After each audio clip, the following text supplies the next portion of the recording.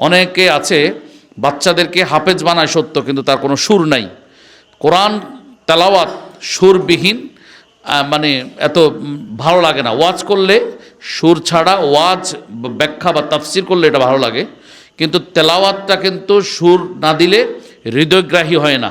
বিশেষ করে আমরা যতই বলি যে সুর কি দরকার, রমজান আসলে বোঝা যায় তেলাওয়াতে সুর কত প্রয়োজন। এই যে সামনে রমজান মাস আসতেছে, রমজান মাসে বাংলাদেশের বহু লাখ লাখ হাফেজ মসজিদ পাবে না তারাবির জন্য। কারণ হচ্ছে কি, এদের সুর নাই, অধিকাংশ জন বাদ পড়ে যায় সুরের কারণে।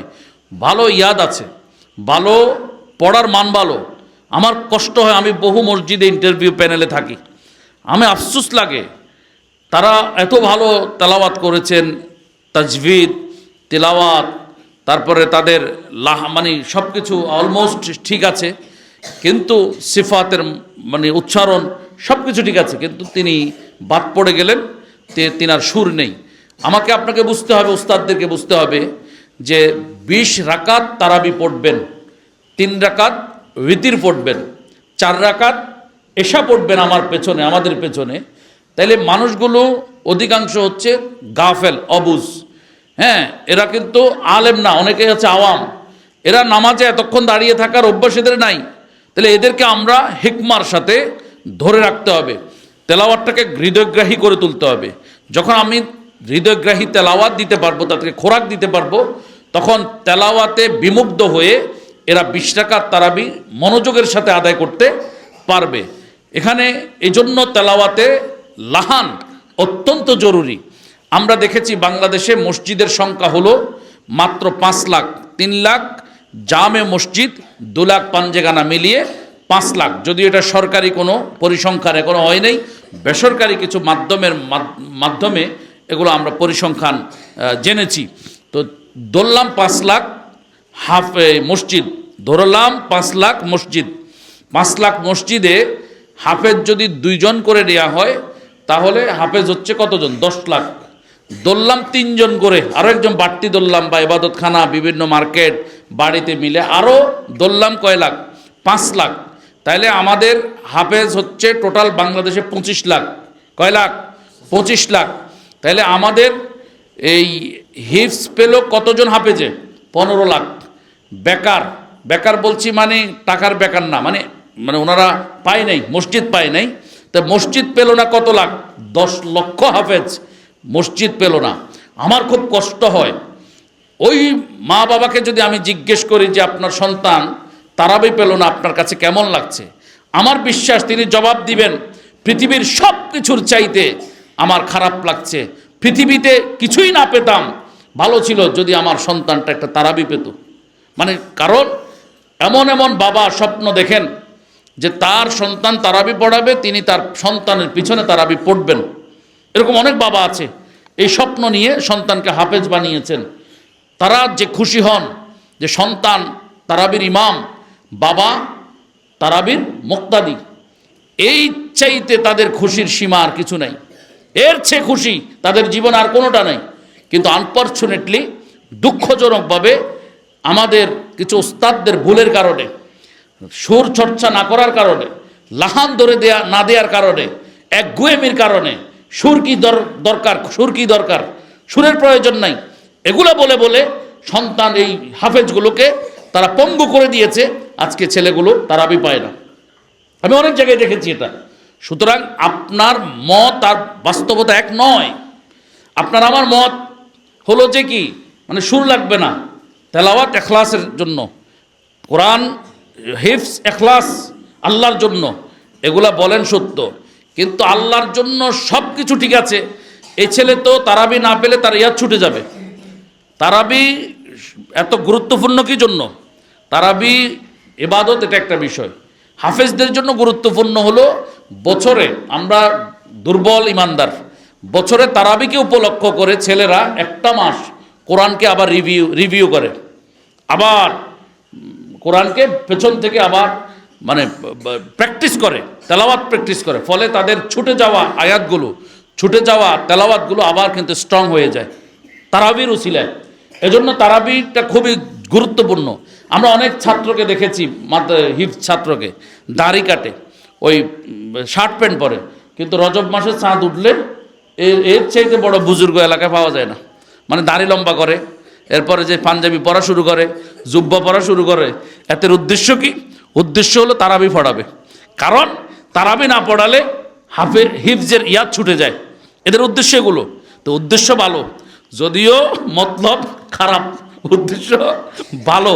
তো এই জন্য আমি দেশের প্রত্যেকটি মাদ্রাসার হাফেজ সাহেবদেরকে অনুরোধ করব, যারা হিফজ পড়ান ছাত্রদেরকে, আপনারা তেলাওয়াত তো আলহামদুলিল্লাহ এটা আপনারা করাচ্ছেন, পড়াচ্ছেন, সুন্দর গুরুত্ব দিচ্ছেন, দয়া করে লাহানের দিকে গুরুত্ব দিবেন।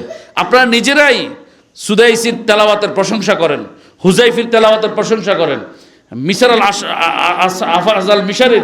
আফাজাল মিশারির তেলাওয়াতের প্রশংসা করেন।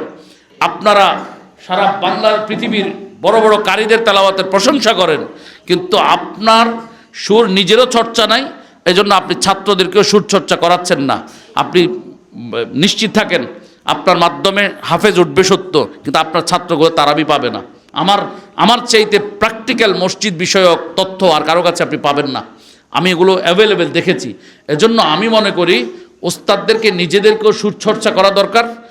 তেলাওয়াতের মান বা লাহান, তাজবিদ, অন্য কাওয়ায়েদগুলো তো আপনি আমার চেয়ে ভালো জানেন, কিন্তু আমি বলছি কোনটা, সুরটা চর্চা করাবেন।